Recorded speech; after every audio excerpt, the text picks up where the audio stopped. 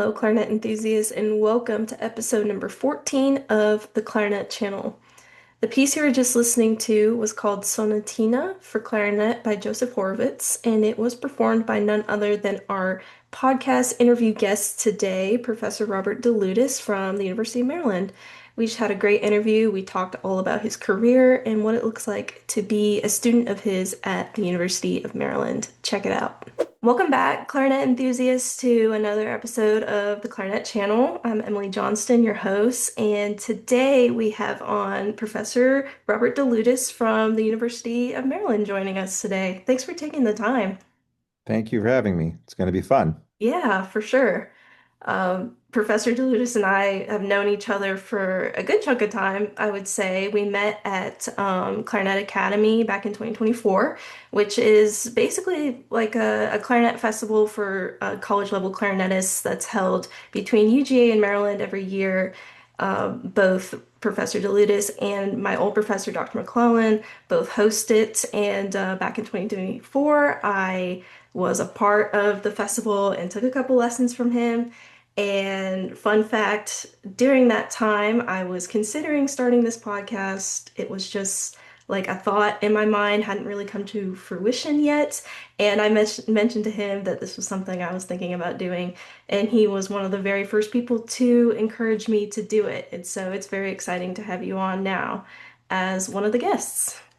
Thanks. I think I was a bad influence on you then to make you want to do this, right? Someone actually did that to me. They were like, "You should have your own radio show." And so when I was at teaching at LSU, there was a community radio station, and I went over and they were like, "We're looking for radio hosts for community shows." And so I said, "Well, I think I have an idea for a show called Backstage Baton Rouge, and I'll interview all the classical musicians that come into town to play with the orchestra." And so I did about 40 shows, like half-hour shows. Every week we had a show, a guest, and it's a lot of work. So congratulations. Yeah. You know now it's a lot of work, but hmm I'd rather you do it than me. Yeah, I remember thinking when we met and we took a couple lessons, we were talking, I was just really, really impressed by just all the stuff you have done. And for people who have watched a lot of these episodes or have listened to this podcast for a while, you know that I like to focus on a very specific topic, and each episode primarily what the guest specializes in. But I've always wanted to do an episode that kind of focuses on like a multifaceted career or a career that's more kind of portfolio based, something I'm kind of interested in. And so I thought, who better to discuss that kind of topic with than Professor DeLutis? Because you've done, like you said, the radio show when we talked about the podcast, you have performance job, you have your own reed brands. I mean, you've done a lot. So I'm excited to just dive into Yeah. career. Yeah, I think it pretty much all stems from this love of music and this, incredible instrument we play and how easy that instrument is to sort of take over your life in so many ways. And I have so many interests in the clarinet, but also in things that I've always thought, oh, I like woodworking. How can I relate that to clarinet? Oh, I like recording. How can I relate that to the to the clarinet? So that's sort of how the inspiration for what I've always done is. And I have taught a class in the past where I ask students, what interests do you have other than playing the piano, playing the clarinet? And how can you incorporate those into your musical life? You hear students all the time saying, "Oh, I had to get a job at Starbucks." And then I'll say, "Well, did you check the local music store to see if they need a teacher?" And they're like, "No, I didn't think they would." So you just never know where you'll end up and what kind of interests you have that might be um, part of your career. I had a student, and I said, "Well, you speak Chinese. There are a lot of Chinese parents who want their child to learn to play the clarinet and learn in Chinese." So I had one student teaching three or four Chinese students in Rockville, Maryland, and they were teaching the lessons in Chinese. So it's like that skill got them more students. So you just never know where your skills are going to take you. But Yeah, I mean, of course, my early training was at Juilliard and at Peabody, but I was hugely focused then on trying to get an orchestral job.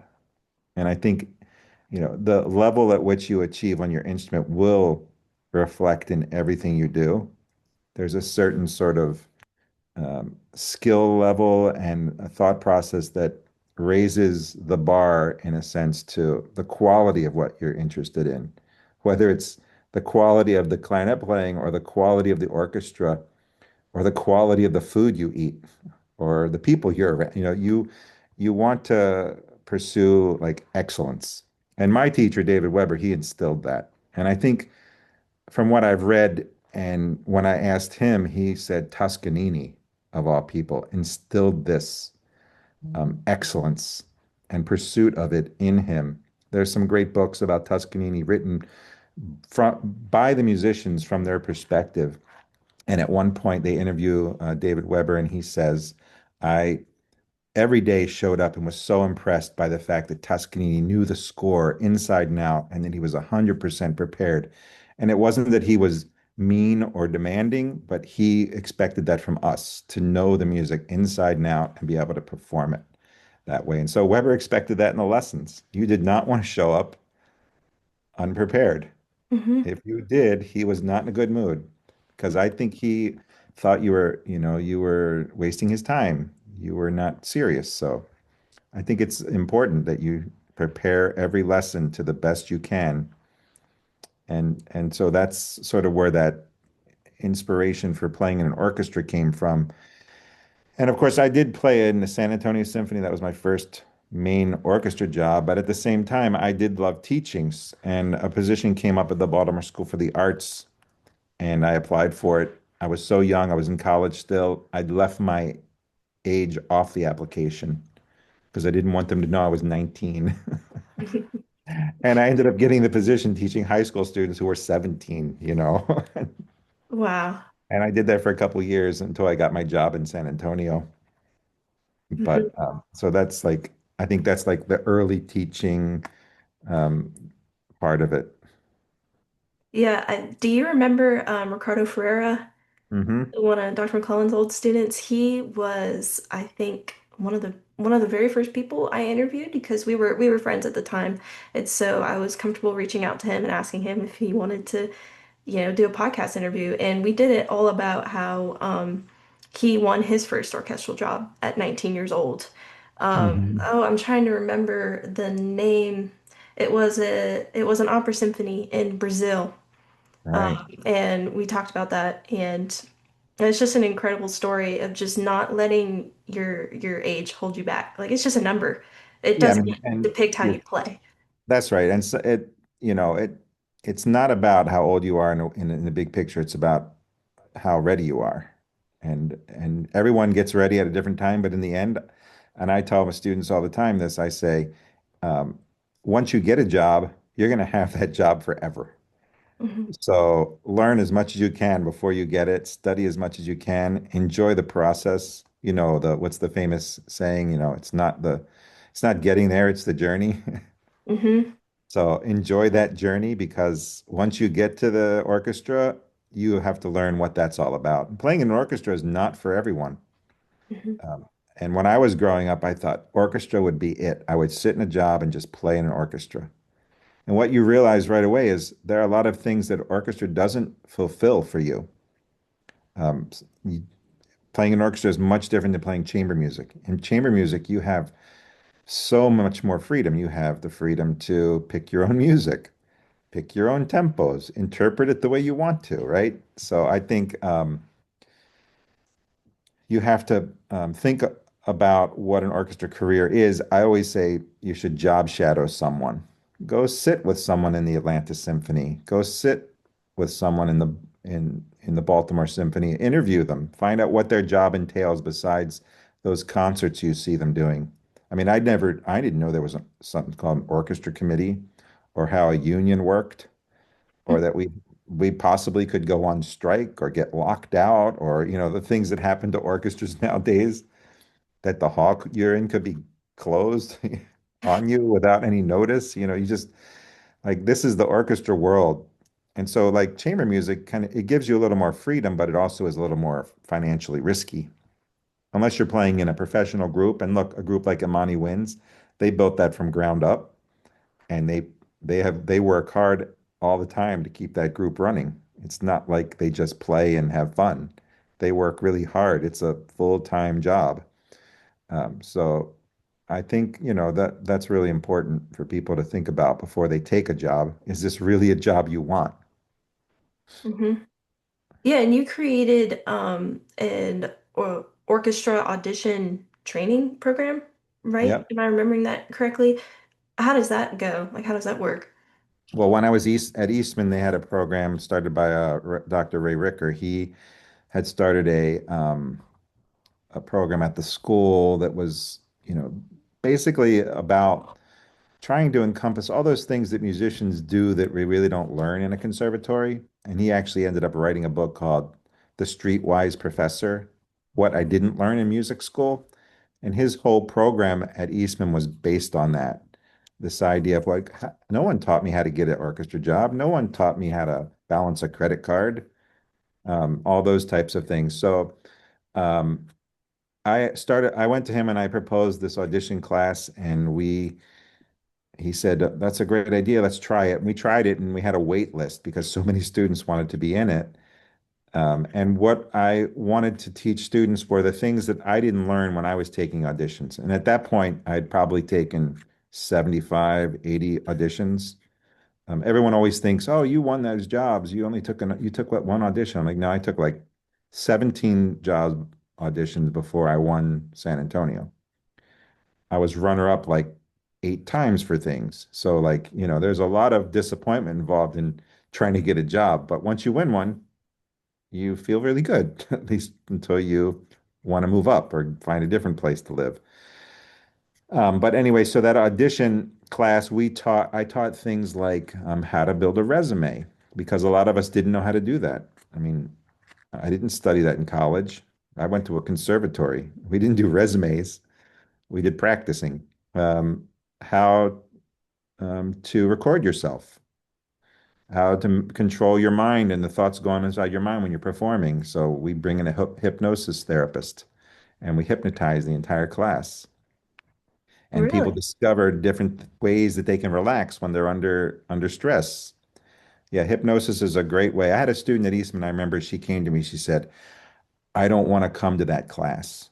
It's against my religion, or I just don't believe in that." And I said, "Let me talk to the administration and see if I can get you excused from that or see what they say." And I went to them and they said, she needs to go to that class. She doesn't have to participate in the class, but she needs to go and watch it. She came to the class. She actually ended up participating. And when it was over, said, "That was amazing. I take back what I said." Hmm.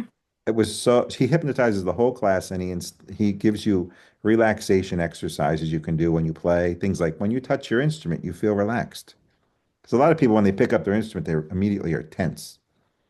So we were doing all these types of things, imagining an entire audition, visualizing those things, and preparing for the audition. We do mock auditions. It's a super training program. So we have a lot of things. It's a very involved class.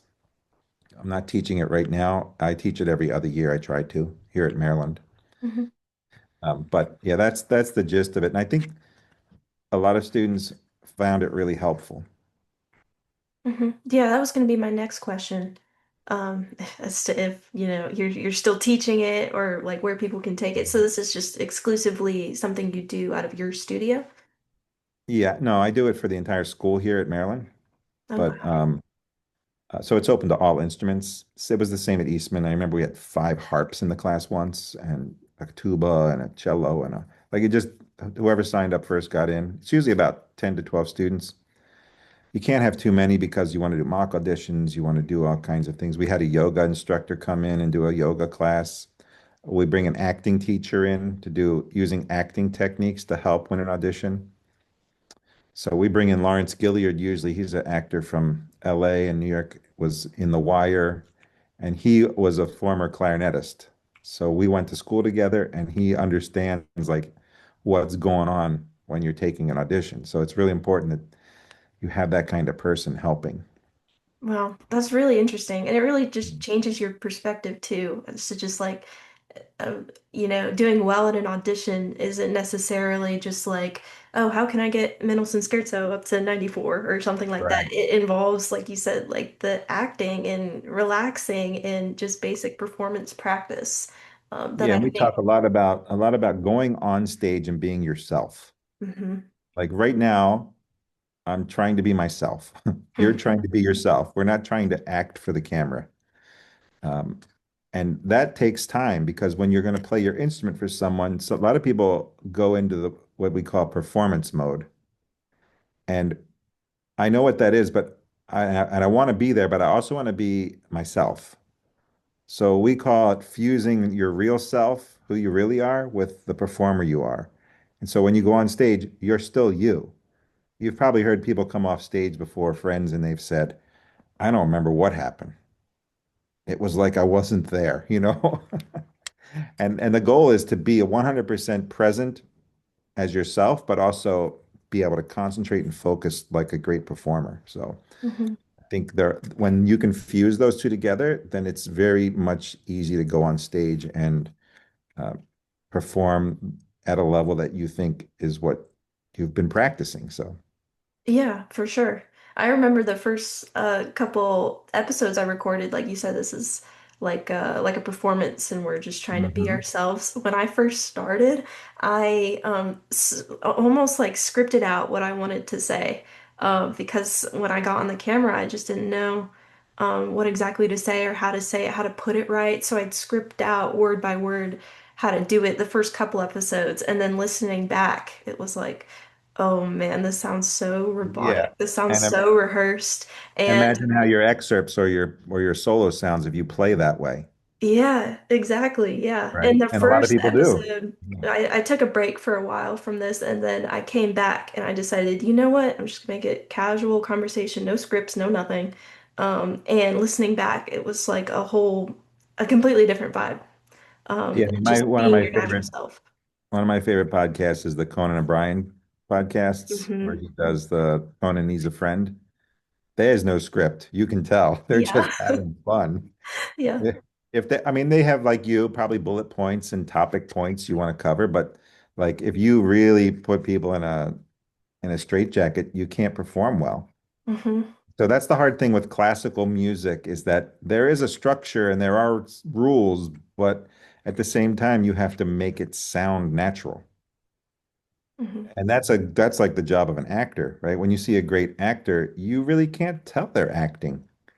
You Hmm. can tell when a bad actor is acting. Everybody can right away, right? You can tell when a musician is acting, Hmm. or I call it affectation, like it doesn't seem real. So I think that's like making your performance feel real. And you can, fix that by recording yourself, watching yourself. I remember a student, an oboist, she watched herself on a video. She'd never videotaped herself ever. And every time she'd stop an excerpt, she'd take her hand and she'd flick her hair. And she saw that because we were playing the video for all the students. She saw that and she was laughing and embarrassed about it. And she never did that again, ever. So, like, watching yourself really does open your eyes to what's going on when you play. Yeah, just noticing those little subconscious habits you might have. Mhm. Yeah, so um you have your own reed brand, which is Mhm. something I've been kind of interested in talking with you about. How did that start? Where did the idea come from? How did you design like the size of it, the shape of it? Yeah, yeah. Well, I started because when I used to make my own reeds with a reed knife.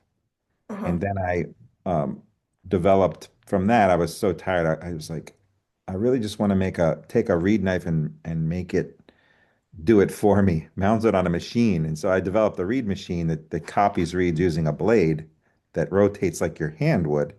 Um, and over the years, people kept asking me to make reeds for them. I was like, after 100 people ask, you can't really make that many reeds unless you just want to sit in a closet and make reeds by yourself. So I found a company that I went to many companies and I finally found one that I liked what they were doing, and we developed a reed together. It's basically a copy of a homemade reed of mine, and we spent a year tweaking it and figuring out the cut that worked best for me because I need to play on them. And at that time, I think I was playing an M30 Van Doren with Van Doren mouth with Van Doren reeds or my own reeds. And really, the Van Doren reeds that I was playing on, I found that I was doing a lot of adjusting and specific things that were consistently like I'm always balancing the tip. I'm always making it thinner at the tip or this area, or I'm doing these specific things, sanding this more, polishing this. And so we have infused those things into my own read. So basically, I have less work to do. I would say any commercial read, though, you still have to finish it. Machines can only get you to to the table. They're not going to finish that read for you. It's like uncooked food. Yes, you can eat it, but it might make you sick. Hopefully not, but What don't do eat you, any raw beef, right? yeah. What do you feel like is the benefit to making your own reads rather than using just a box read? Well, when you make your own reads, and it's a tradition that has been going on for, since we started playing the clarinet, it was developed, but you have just so much more control over what you're doing. I spent my sabbatical last year traveling around the world interviewing people about it. And, the French have developed, they're super into the machine-made reeds since Van Doren has become like the national treasure. You buy Van Doren reeds from Van Doren, but in Germany, you don't necessarily buy reeds, you make them and you learn how to make them. I spent the day with Sabine Meyer and her husband. They've made reeds since they were in college. They've pretty much always made their own reeds, and some reed companies have approached them and they've designed reeds for them. But to this day, they still make their own reeds, and she just retired. And I saw her reed case. It's full of all reeds she made. So you have the control of the way it vibrates, the resistance, the lip pressure. You're just and you can fine tune all those things. I mean, it would be like having a custom suit made for yourself versus buying one off the rack. Yeah, you can get one that looks pretty good, but boy, when that tailor makes one for you, it fits you perfectly. Mhm. Or custom shoes made by a shoe company that they're gonna figure out exactly what works for you. And yeah, you could do it yourself, and that gives you that control. And in the end, if you learn how to make your own reads, I think it gives you more insight into fixing the commercial reads, which for most people is probably the compromise. Unfortunately, most people just play whatever they get out of the box and they have sort of a fear of touching it because they might mess it up. But I always say, let's practice on all those reads you're going to throw away. Let's learn what happens when you adjust them, how you sand them, how you polish them, how you store them. All these things affect the read. How many times you play them, how much you practice. If you practice for an hour one day, 6 hours the next, take a day off, 30 minutes, have an 8 hour day, your muscle strength is consistently moving around, which means your ability to play the same read is not going to be consistent. If you practice 2 hours all the time, always, your reads will be much more consistent because you're more consistent. Mhm. It's like it's a big picture thing, right? If you exercise every day, you're going to feel more in shape. You will be consistently able to run up the steps. Skip a week, all of a sudden you're breathing heavy, right? Mhm. Don't work on your reads for a week, go on vacation, come back, all your reads are like totally different. Sometimes better, which is weird, right? So Yeah. I think within your case, even when I sell my reads or make my own reads, within my case, I have a variety because some weeks I'm teaching a lot, other weeks I might be recording or playing in a lot of concerts. It just depends. And so you want to have a variety of strengths. I used to hear people say I need a chamber music read and I need a orchestral read. And yeah, I get it, but really you need a read that works. Mhm. and how you play that reed is more important than the kind of reed it is. Yeah. I'm really impressed by how you're um, focused on all the little tiny details of clarinet playing that some people might not consider, but rather you're focused on things like reed making and repair and like taking acting classes, like you mentioned before.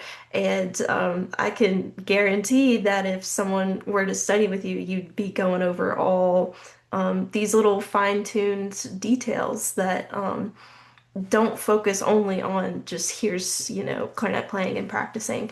And when I was at Clarinet Academy, I can for sure guarantee that's how it went. I mean, I only spent like 2 hours with you, but I mean, we took a repair class, we took reed making class, which is something I had never done up until that point, and Right. my muscles were a little bit sore afterwards. Um, but yeah, so you teach your students how to make reeds, and you teach your students repair too, right? Yeah. Yeah. Yeah. When I was in the seventh grade, I believe, I no, actually, when I was in the fifth grade and I started playing the clarinet, my father brought me home a clarinet. He was in the army band. And that I've tried to learn how to play it, and I guess I sounded terrible. And I thought to myself, I don't think this thing's working right. For some reason, I like went and found a screwdriver and took the whole thing apart. And at that point, I could not figure out what was wrong with it or like what was going on. But I saw some of the pads look torn because they were the old skin pads. So I asked him if he could get me some. And he did. He brought me some pads from like a repair kit, and I tried to replace them. I had no idea what I was doing. It's like in sixth, seventh, early sixth grade maybe. And I was trying to like use Elmer's glue and all kinds of stuff around the house. So I went to the library, and they happened to have a book on instrument repair, and I read it and learned, oh, pads are put in with this heat glue and all these like. So I started figuring out where to get that stuff and visiting with repair shops and music stores. And then by the time I was in eighth grade, I had my own repair shop in my parents' basement, and I was repairing my friends' instruments.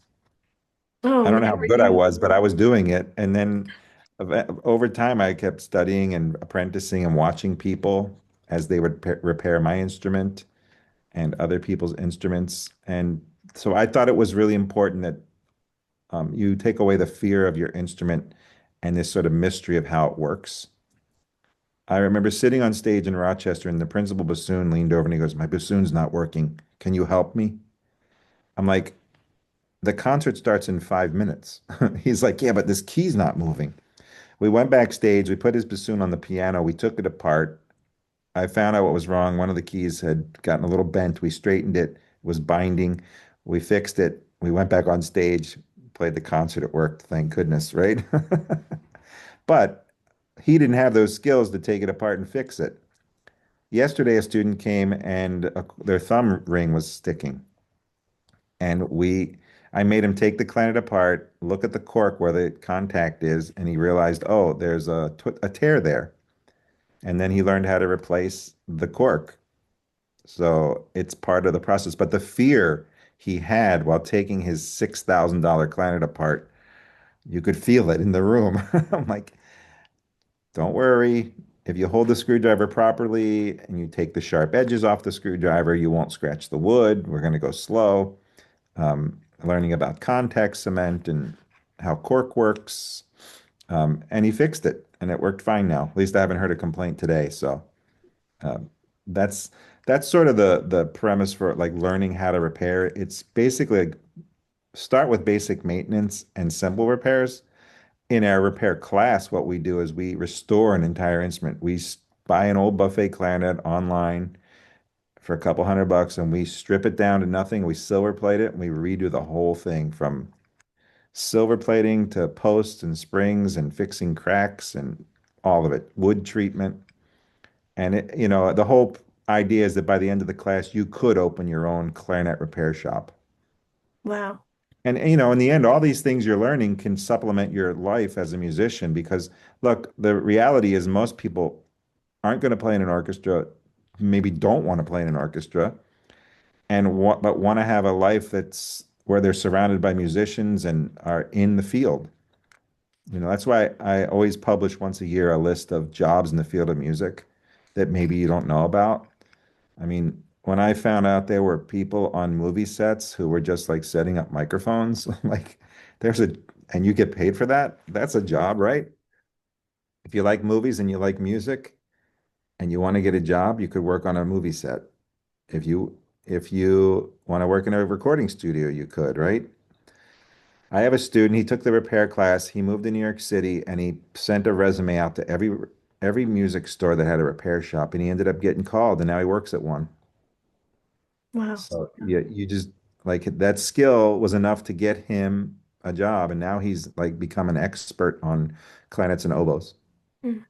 Yeah, and teaching or at least finding a class for repair, I feel like is rare nowadays because I recently had a kick for getting into repair and I had a Mhm. job at my local music store here where I did repair on clarinets. But when I first wanted to get into it, I went to the main library at my school.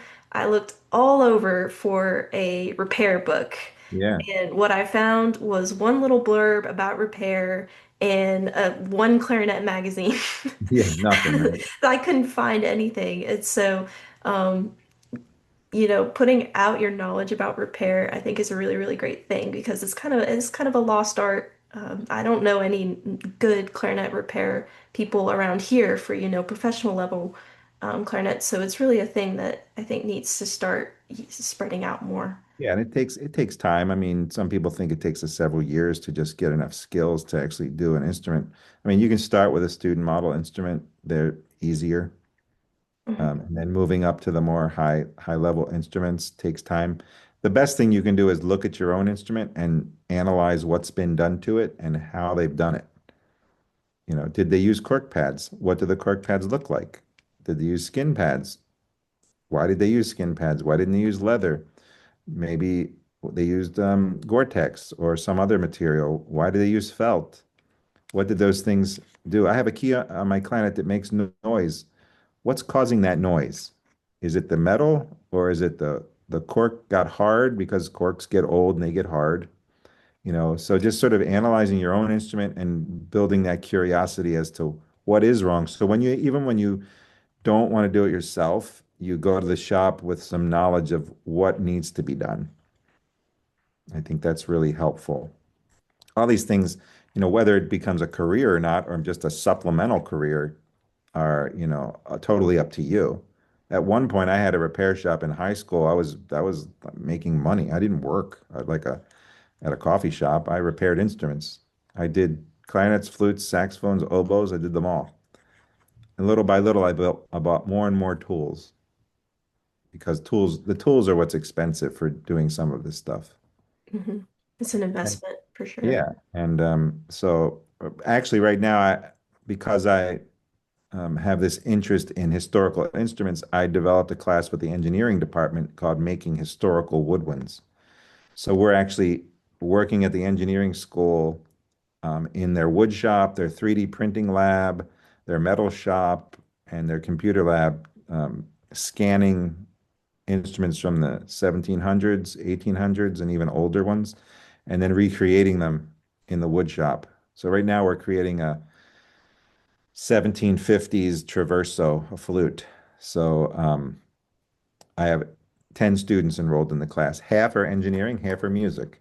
And we partner them together so that they can share their ideas. Engineering students are going to know how to do all the technical things on a computer like AutoCAD and design and 3D printing. And the music students are going to know how to read music and finger notes. And like, it's just the things we take for granted. Someone who's never done it before doesn't quite understand those things. So it's a it's an interesting class. So we had our first class this week, and before we even start, we're making a stand that will hold the instrument, just to start to develop those skills. So whether that skill that they learn in this class will help them in their engineering, not sure. But one student said, I really love this class because in this class, unlike my other engineering classes, I have to do the work because if I don't do the work, nothing gets done. It's not just theoretical. It's like she leaves the class and she has a chalumeau, she has a flute to look at or to fix because she made it wrong, you know. So it's applying the knowledge that you know to like real world experience. Mhm. So, Yeah, all very interesting stuff. I think mm, I just have one more question for you because I know we're mhm. about out of time. But one thing that's really stuck out to me about you is how much time you give to your studio and you give to your students. I mean, before we started recording, you even said that your students have their own key to get into your office whenever they want. So can you just tell us a little bit more about what it looks like to be a student of yours at Maryland? Yeah, and I think that like how I teach is directly related to how my teacher taught me. Both of them, Bill Blaney and David Weber, they both were super generous with their time and were in constant contact with you. It almost felt like you had a second father because they were calling you, they were keeping track of you, they were keeping you on track. And I think that's sort of the comes from that apprenticeship type way of studying that was a tradition that was in France and Germany that you went and lived with a person if you really wanted to study that instrument. This is like before conservatories, or even when conservatories were starting. If you wanted to study with Hamlin, you might live in his back room of his house and study there for, you know, a couple months and just live there. Can you imagine a lesson every day with your teacher? That's very intense, right? Mhm. Practice all day, lesson at night. Practice all day, lesson in the morning. So here, you know, at a university, it's harder. So we do meet as much as possible. Some students get several lessons a week if I make them come back because I live 5 minutes from the school and that's what I do. My wife thinks I'm here too much, but that's okay. She's an artist as well and gets it. So I don't have a huge studio. I mean, we're talking 15 students, and some need more time than others. So, but you know, you're taking on a very personal thing, which is the career in the arts, which is not like a career in mathematics. Like we don't have classes of 300 people. We have classes of one. So you're developing a very personal relationship. And if you make it a personal relationship in the best way, with still with boundaries, then you can inspire that person to be much greater. If you have a wall that's just like play, play what you practice. Okay, you're not prepared. See you next week. You know, then that's different. But sometimes you're more like a therapist than you are a clarinet teacher, or maybe your a clarinet teacher is a therapist and a parent and a inspirer and sometimes just a friend because they need somebody to talk to. But you just have to be very good at being able to set the boundaries, knowing that when a student comes up and they really need help, how to help them versus a student who comes up and is trying to get out of the lesson because they didn't practice. And having done it so long, you can tell. You can tell right away when someone's faking it through their lesson or wants to start a lesson off by talking about how rough their week was. I'm like, oh, and the reality is I will talk with them, but sometimes I'll say, let's do your lesson first, then we'll save time at the end to talk about that. Because sometimes playing your instrument will actually clear your mind. It will help you get through your day. In the end, you have your instrument, you have your art. And the reason we do this is because we have this love for music and expressing it and sharing it with everyone. Yeah. Yeah, I think that attitude really does help just kind of bring out the best in people. And so that's super great. Is there anything else you'd like to add before we sign off? Well, we're going to be doing a Rosathon in April, I think, or March. You'll see advertisements for it. We're going to record the entire Rose 32. We have artists from all over the country performing them. Dr. McClellan will be one of them, hopefully. Dan Gilbert, Lynn Ma, David Gould, people from all over the country, and our students. And we'll do an evening where you'll hear the entire book played, Wow. all from different locations all over the country. And it's a fundraiser because we're going to England this year on tour to perform as a studio. So um, that's Super going to be cool. Yeah, Yeah. very fun and exciting event. So I will be sending you the link. Yeah, I was about to say, I'm guessing this is going to be like a live stream kind of thing. Yeah, Totally. send me the link, and I'll, put everything in descriptions and stuff like that if people are interested in checking it out. Awesome. Thanks for having me. Yeah, of course.